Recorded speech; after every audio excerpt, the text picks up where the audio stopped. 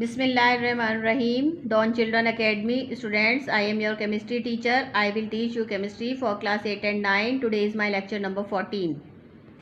Students, आज का हमारा टॉपिक है electron affinity. Electron affinity is defined as the energy change that occur when an electron is gained by an atom in gaseous state. जब कोई atom गैसी हालत में electron कबूल करता है, इलेक्ट्रॉन हासिल कर लेता है या इलेक्ट्रॉन को अपने मदार में दाखिल कर लेता है, तो इसके लिए जो हमें तवानाई चाहिए उस तवानाई का नाम दिया गया है या इस चीज़ को नाम दिया गया है इलेक्ट्रॉन एफिनिटी का. It is measured in kilojoule पर मोल और इन इलेक्ट्रॉन वोल्ट. इसको किलोजूल पर मोल और इलेक्ट्रॉन वोल्ट की इकाइयों में नापा जाता है. इलेक्ट्रॉन एफिनिटी या इलेक्ट्रॉनी अलिफ से क्या मुराद है? तवानाई की कम से कम वो मिकदार जो किसी आज़ाद गैसी एटम के बैरूनी मदार में से, बैरूनी शेल में से इलेक्ट्रॉन हासिल करने पर या जमा करने पर खारिज हो और एटम को मनफी आयन में तब्दील कर दे, तो इस तवानाई को इलेक्ट्रॉन एफिनिटी यानी इस चीज़ को इलेक्ट्रॉन एफिनिटी का नाम दिया गया है. ये इलेक्ट्रॉन एफिनिटी कहलाती है.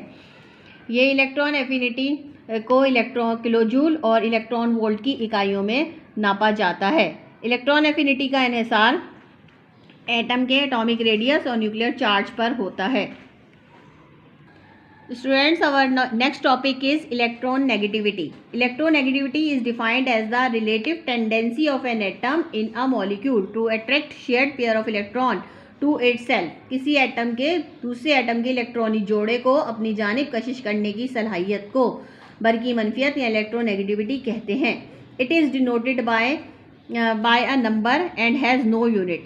इसको नंबर से जाहिर किया जाता है, इसकी कोई इकाई या यूनिट नहीं है. उर्दू मीडियम वाले स्टूडेंट्स बरकी मनफियत की डेफिनेशन देख लीजिए. किसी एटम के इलेक्ट्रॉनी जोड़े को अपनी जानिब कशिश करने की सलाहियत को बरकी मनफियत कहते हैं. यानी कि एटम किसी दूसरे एटम के इलेक्ट्रॉनों को अपनी तरफ कशिश करे तो इस सलाहियत को बरकी मनफियत कहते हैं. बरकी मनफियत की मज़ीद बेहतर तारीफ इस तरह की जा सकती है. किसी मॉलिक्यूल में एक अंसर के एटम की दूसरे अंसर के एटम के साथ यानी कि दूसरे अंसर के एटमों की तरफ इश्तराक शुदा इलेक्ट्रॉनी जोड़े को अपनी जानिब कशिश करने की सलाहियत इस अंसर की बरकी मनफियत कहलाती है. बरकी मनफियत का इन्हिसार यानी कि इस जो टर्म है ये बरकी मनफियत, इसका इन्हिसार एटमों के साइज़ पर होता है. एटम का साइज़ अगर छोटा होगा तो बरकी मनफियत ज़्यादा होगी और अगर एटम का साइज़ बड़ा होगा तो बरकी मनफियत कम होगी. अगर बैरूनी मदार में मुकम्मल हो यानी कि उसमें शेल मुकम्मल है और इलेक्ट्रॉन पूरे हैं तो बरकी मनफियत और ज़्यादा होती है. यही वजह है कि हैलोजन अनासिर की बरकी मनफियत ज़्यादा होती है क्योंकि उनके बैरूनी मदार में 7 इलेक्ट्रॉन होते हैं, सिर्फ एक इलेक्ट्रॉन की कमी होती है. तो वो एक इलेक्ट्रॉन जो एटम आसानी से हासिल कर लेता है, तो ग्रुप 7 के अनासिर की बरकी मनफियत सबसे ज़्यादा होती है. बरकी मनफियत के दौरी जदूल में रुझानात पीरियोडिक टेबल में क्या इफेक्ट होता है बरकी मनफियत का?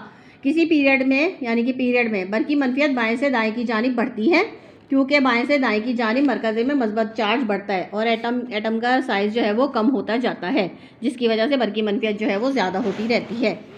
जबकि ग्रुप में ऊपर से नीचे की तरफ बरकी मनफियत ऊपर से नीचे की तरफ कम होती रहती है, जिसकी वजह से ग्रुप में ऊपर से नीचे की तरफ एटम का साइज़ के बढ़ना है क्योंकि एटम के साइज़ में इजाफा होता है, जिसकी वजह से बरकी मनफियत जो है वो ऊपर से नीचे की तरफ कम हो जाती है. यानी कि कशिश करने की सलाहियत, दूसरे एटम के इलेक्ट्रॉनों को अपनी तरफ कशिश करने की सलाहियत में कमी आ जाती है. स्टूडेंट्स, मैं उम्मीद करती हूँ कि आज के दोनों टॉपिक यानी कि इलेक्ट्रॉन एफिनिटी और बरकी मनफियत, इलेक्ट्रॉन नेगेटिविटी आपकी समझ में आ गए होंगे.